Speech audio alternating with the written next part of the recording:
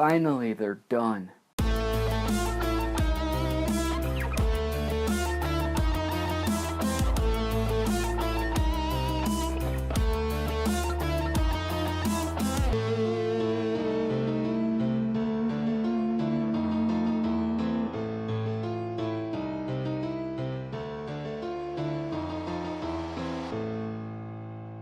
Hey everybody, I'm Mr. Wright, and welcome to Wright at the Movies. Today I'm talking about Hunger Games, Mockingjay, Part 2. It stars Jennifer Lawrence, Liam Hemsworth, Josh Hutcherson, and Donald Sutherland. And it's the final chapter in the Hunger Games saga.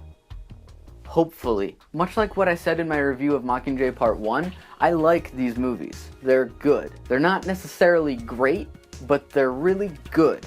And I can watch them and have fun. There's good acting, there's good directing, there's good characters. I don't ever lose my mind for them, but I like them. And I was interested enough to see how they finish up the story. Reviewing Mockingjay Part 1 was one of my first videos ever, and looking back on it, my videos have changed a lot in a year. And much like this movie, a lot has been improved and changed. And a lot is still the same. For the first time in our lifetimes, we're standing together with 13 districts.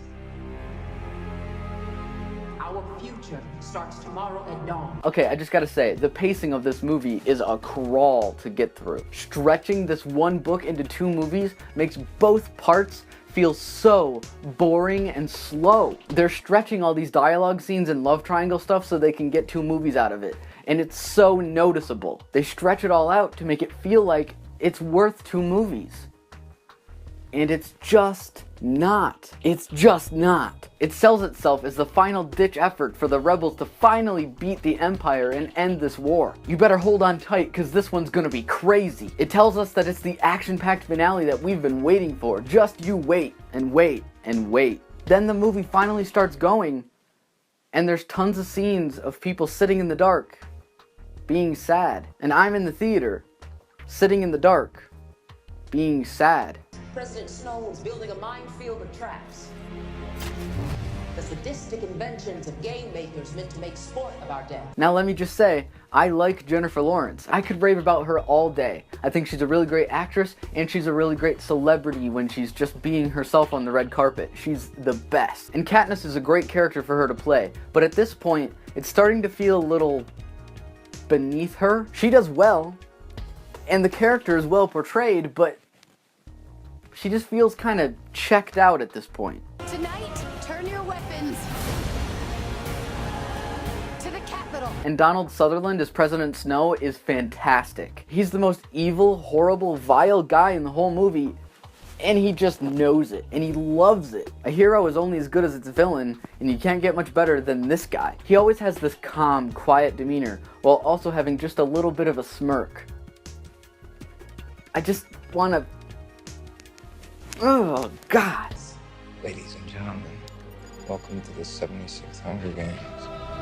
But the love triangle stuff is still here. The love triangle stuff is not going away. And I hate the love triangle stuff. I hated it in the first movie, and I still hate it now. It's so forced and awkward. The chemistry between Peeta and Katniss is almost non-existent.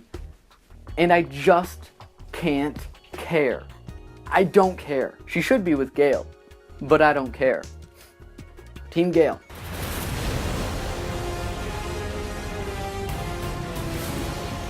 With a bunch of twists and turns that sort of come out of nowhere in the last 10 to 15 minutes of the movie, I can't help but think that Part 1 was a big waste of time. They had an entire movie for them to set up character. They had an entire movie set up to make this stuff make sense. And they just wasted it. But hey, it's got good acting, good cinematography, and Natalie Dormer. Turn your weapons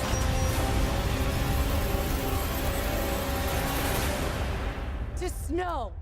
Splitting one book into two usually doesn't work. Whether it's Harry Potter, Twilight, or The Hobbit, it just doesn't work the way they want it to. All it does is hurt both parts, because the first part is all build-up and no payoff, and the second part is all payoff and no build-up, making them both feel so disjointed. I never read the Hunger Games books, but I'm pretty sure this could have been one movie. And shoving in a bunch of revelations and character motivations into the last 10 to 15 minutes makes me more and more angry the more I think about it. You had an entire movie to set some of this stuff up.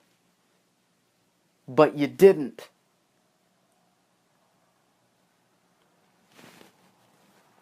Why? And after all of this darkness, it ends with one of the happiest, sepia-colored, random endings I've ever seen. It ends with all of this happiness that it doesn't earn because just a few scenes earlier, they're sitting in the dark, crying, in the sewers, with alien-looking things chasing after them. It doesn't work like that. You guys had a whole movie to set this up. I said it before and I'll say it again. I like these movies well enough. I would rather watch 4 more Hunger Games than 1 more Divergent or Maze Runner. We got one shot. 1 thumb down. As a finale, as an ending for these characters and for this world, it just didn't quite work for me. There was some really good scenes, but it all felt so rushed. When they had 2 movies to set it up, I'm not super happy with it, but it worked well enough, I guess. Did you watch Hunger Games Mockingjay Part 2? What did you think? Comment down below. Thanks for watching, guys. I'm Mr. Wright. Please remember to like and subscribe, and I'll see you guys next time.